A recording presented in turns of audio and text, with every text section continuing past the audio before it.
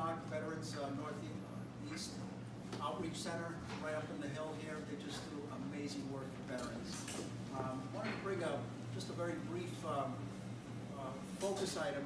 When you leave here today, if you could take some flyers here that Eva put together for us, but the Battle Mind is really a fascinating program, and it's all about reintegrating veterans back into the community. You know, we go through a lot of effort to get some brave men and women to protect us, and then we assume that they can just come back and their mind is completely integrated to society and do normal things like raise a family and get back to work. And it's such a tough transition for some people, and we have a wonderful program and amazing people behind that. So without any further ado, a couple of folks have some important things to say. So Secretary Arena, please. I appreciate it. Thank you. So good morning, first of all. Right? Good morning. Not enough coffee. Good morning. Good morning. Hey, so let's give a great hand to Sal and Dana for being gracious hosts. Sal, you're like hiding back there. And I really want to thank Eva for the invite and the coordination of this event. You know, these types of conversations about homelessness and the focus that we have and the commitment of the community is not something that just is held at the legislative part with Senator Zaglio or the state representatives or even with the governor, but it focuses in the community and these types of conversations. So our department is extremely committed. You know, New England is a special place, and the northeast of Massachusetts is a special place, especially with in great hands with VENA, Veterans Northeast Outreach Center. You know, obviously there was a major loss with John Radka, but I know that the team is committed, and they have our trust and our confidence as much as we have theirs, which is extremely important. But the focus on community is first and foremost. You know, veterans homelessness, for those of you all that are not part of that community, know that it's not just the lack of a home, but it's the mental and the substance abuse that leads to homelessness.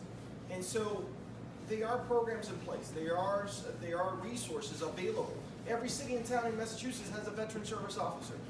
They have our commitment of 100%, meaning that any dollars spent in homelessness are reimbursed by us at 100% level, as opposed to a 75% level, which is what the Chapter 115 Financial Assistance Safety Net Program does. We took that a step higher so that there's no excuses. But there is still, you may come across a homeless veteran, because we have not yet reached every veteran, not by choice, but by their choice. Meaning that we still need to do more to build that trust, that confidence in their mental state to be able to get them to that program, get them to that transition, and transition then from a program back into community. At the end of the day, that's really the focus, that's really the goal. And there are many ways to be able to do this, you know, through our partners, through our state teams, the state advocacy for veteran empowerment. The sponsors are essentially the leaders of the Battle Mind workshop, which is happening in Methuen at great partners and over at Comfort Home Care.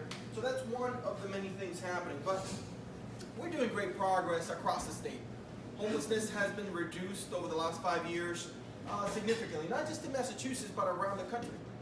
Housing model first is one that works, but still opportunities for more affordable housing assist partners and assist us all in that.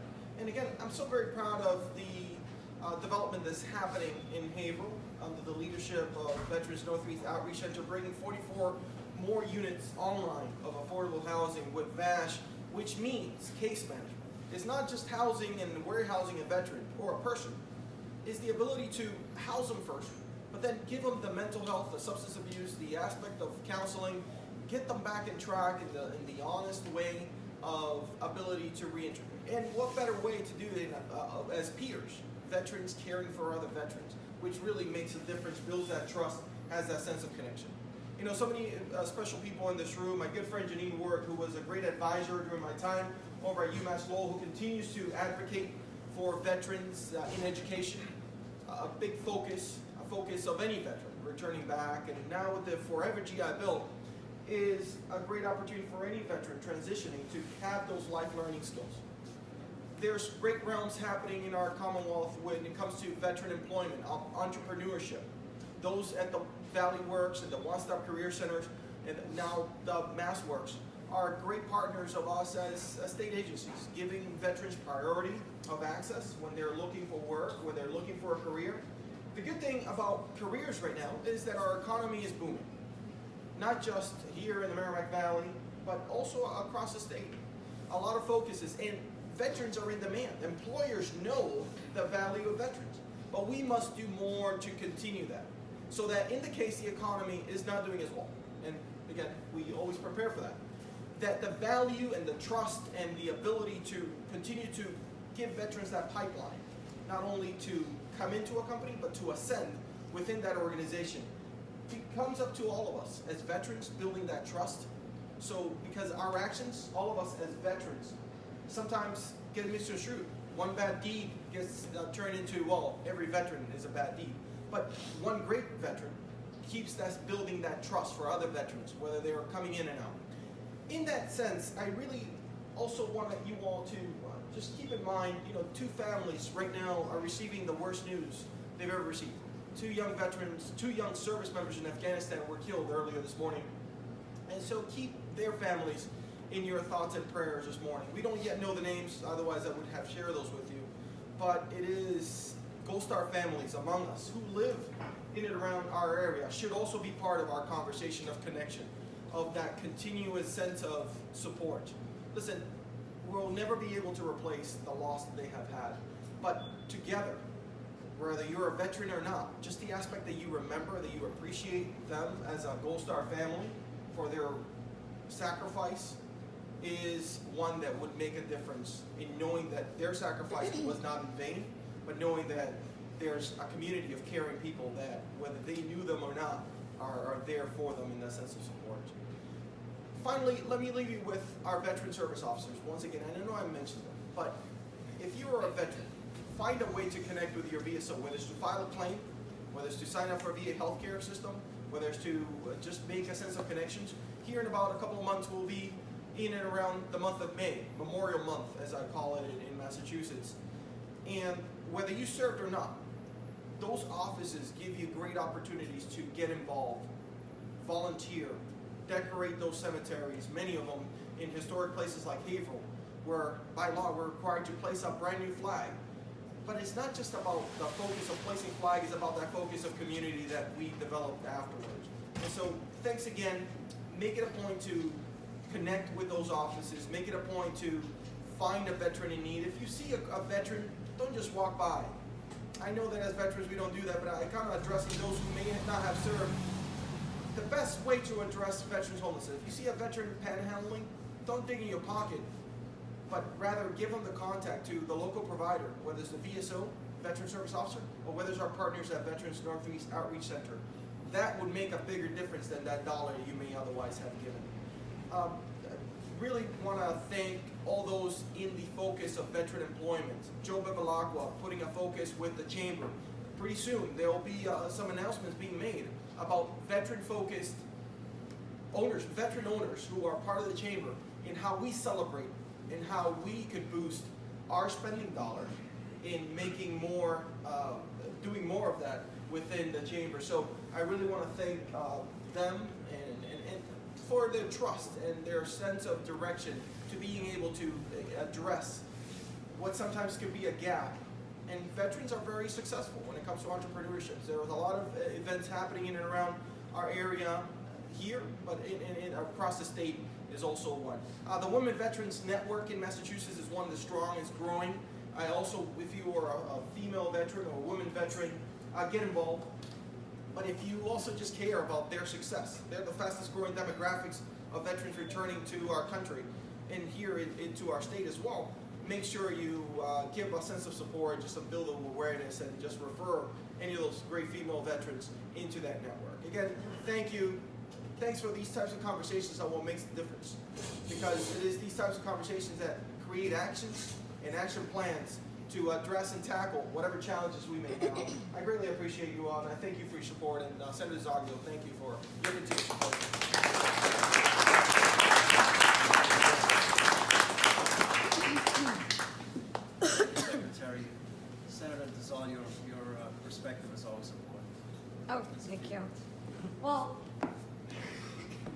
following Secretary Arena is a little bit tough right now. He's the expert in all these things. So for the sake of not duplicating the conversation and not being repetitive, I will just say I 1000% agree with what Secretary Arena was just saying.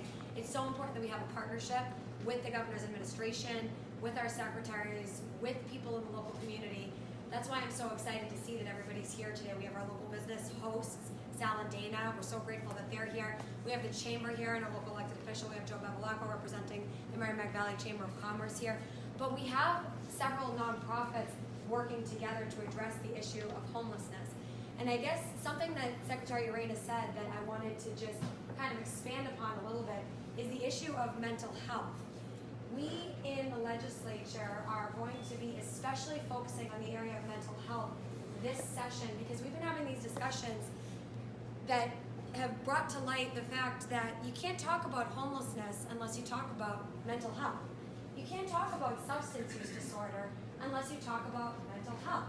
You can't talk about how somebody's struggling to find a job in any sector or struggling to get educated in any different field without talking about some potential issues with mental health. You can't talk about domestic violence issues unless you talk about mental health. You can't talk about the suicide rate amongst veterans unless you talk about mental health. So we're starting to have these conversations in the legislature about how the lack of funding in this particular area has caused issues in all of these different areas, in particular as it does relate to our veteran population and those who are active duty as well. And it's incumbent upon us in the legislature to recognize the fact that the suicide rate amongst veterans returning home is higher than that of those killed in the line of duty. Mental health. Making sure we have those supports for people who might feel isolated when they're coming home, don't have somebody to rely on or somebody to talk to, don't know what their resources are and what opportunities are available to them.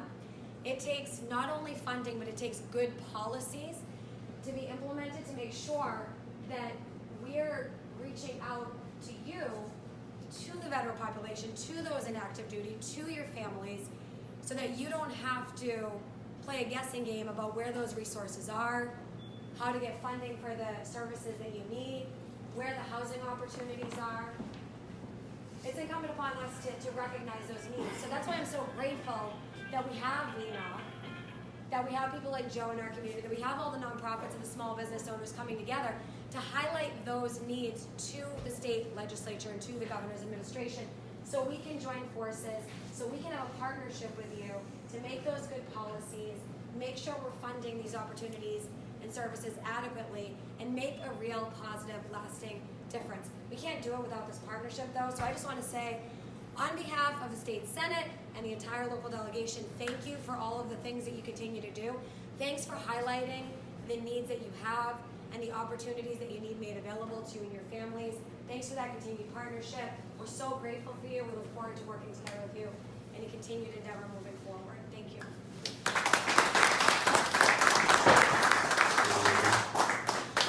Thank you, Diana. You know, Haverhill really is a mecca for services and caring. So, and it doesn't happen without a local government that cares. So, perhaps respected Mr.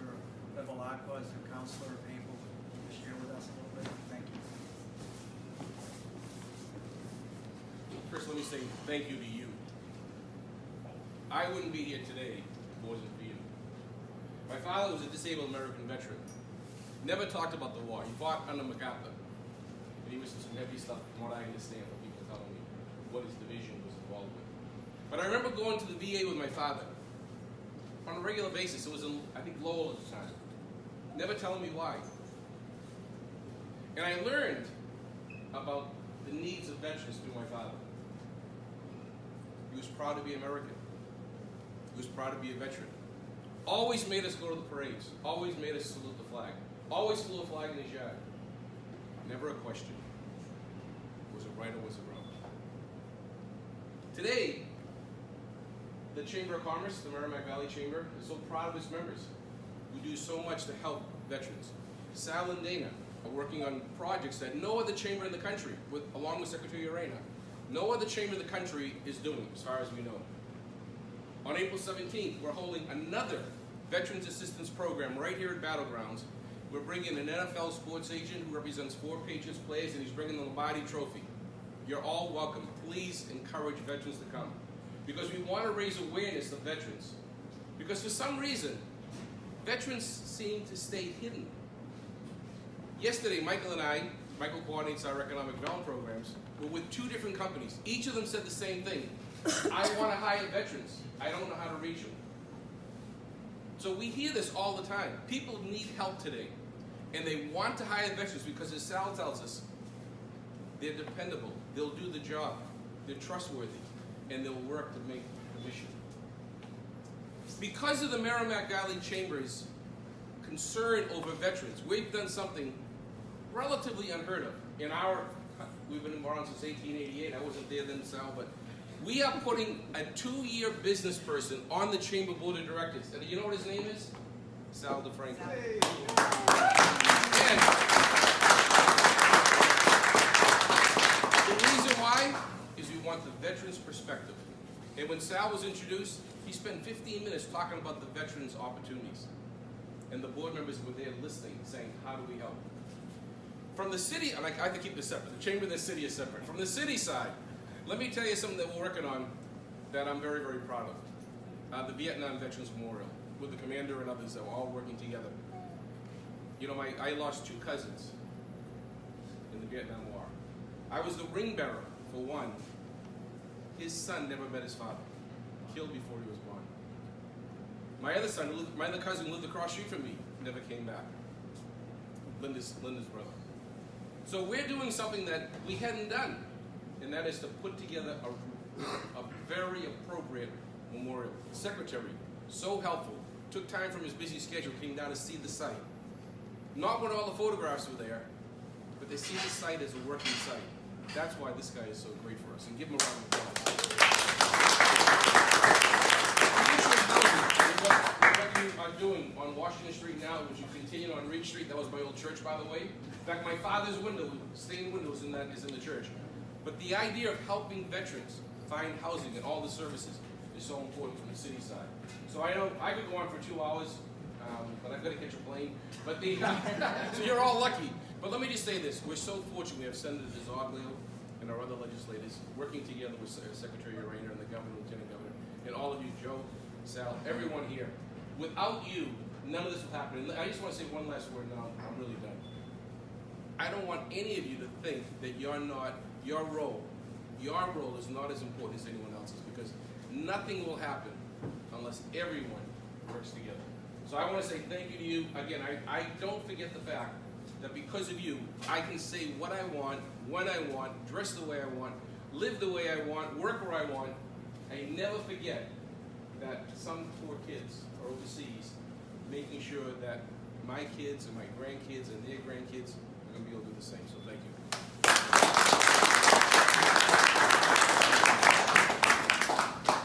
I'll end with a couple of thoughts. The word profile is a dirty word in society, but you know, I can profile veterans. In my experience, they're humble, they're quiet, and they have this innate ability to wish well for others and try to lift others even when they're not right. That's what I've learned about veterans. That Battle Minds program, I think, is going to really work. You know why? Because unsolicited, I got a comment today from a veteran that said, you know what, I'm not missing any more sessions. That was a great session that I went to, and it's worth it. I want to bring some brothers and sisters with me. That's a veteran. And we're just so thankful for all of you veterans, for what you've done and for your family. So thank you. And lastly, thank you, Eva. Thank you, Eva. You're the only person I know that can get a guy to wear a tie and women to put on makeup at 7 o'clock in the morning. I don't know if we're going to show up for a Sunday event, but we'll be looking for it. So, thank you.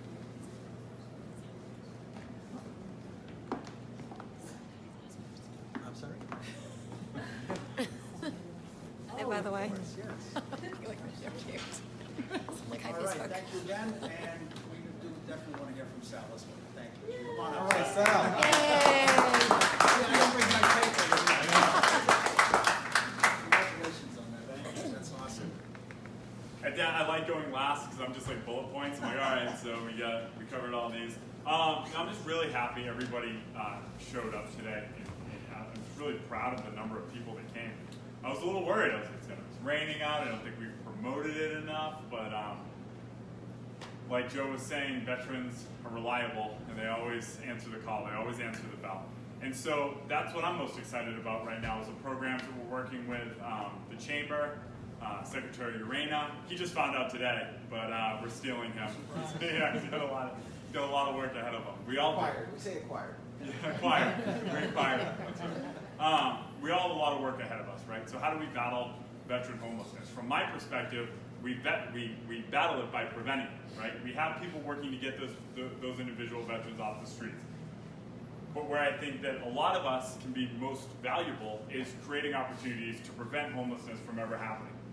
And so that's why I think Senator DeZoglio, Secretary Urena, Counselor / President / CEO Joe Bevilacqua can do our best work. And so, like he had mentioned before, we have a lot of opportunities. We're creating pipelines for veterans who are looking to start their own businesses, who need financing through banks. And you know, the great thing about that and working with the Chamber is that financing might not be business financing. It might be for a home. It might be for a car.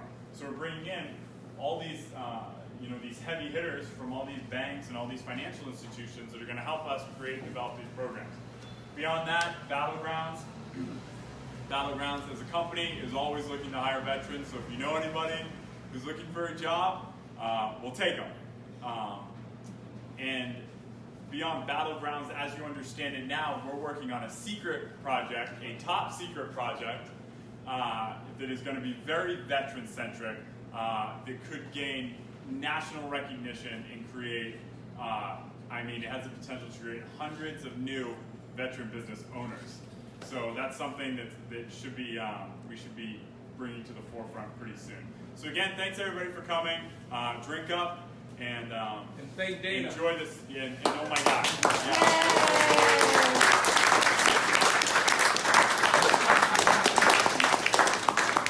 Oh man. Battlegrounds isn't Battlegrounds without Dana. She's absolutely incredible. She's an incredible wife. She's an incredible friend. She's an incredible businesswoman. She's so capable. She does so much for other people, not enough for herself. I'm the luckiest guy in the world. Everybody here knows that.